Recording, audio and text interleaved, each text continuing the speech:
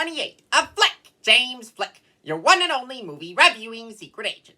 Today I will be reviewing a superhero action film that came out in 2014 that is directed by Bryan Singer and that stars Jennifer Lawrence, Hugh Jackman, James McAvoy, and Michael Fassbender. And that movie is X-Men Days of Future Past. Wow! This movie has just started, and so far, we are seeing younger versions of our titular X-Men engaging in some pretty spectacular superhero combat involving both fire and ice. That's pretty cool, I must say.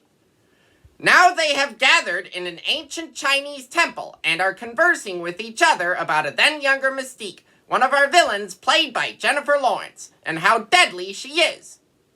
Look at those claws that Wolverine, one of our titular X-Men played by Hugh Jackman, has. Man, oh man, they sure do pack a punch.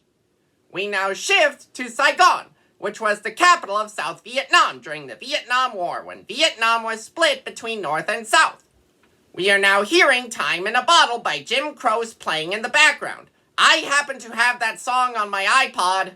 Man! That Mystique is a pretty deceptive shapeshifter of a villain as she assumes creative disguises.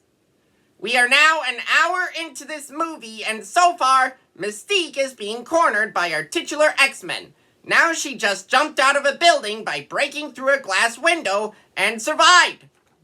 News reports are now being broadcast about the mutant assailants in Paris.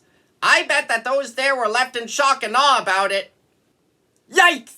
Professor X, a member of our titular X-Men in young adult form played by James McAvoy, can sure read people's minds, as he just did so with Wolverine.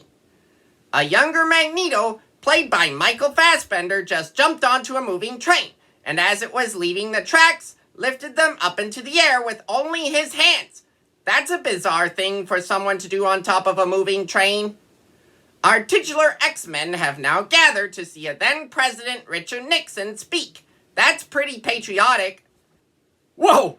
Giant robots floating in the sky with guns as their hands are shooting at people. That is sure causing violent panic. Now the X-Men are engaging in combat against these giant shooting robots with some pretty rad fight moves.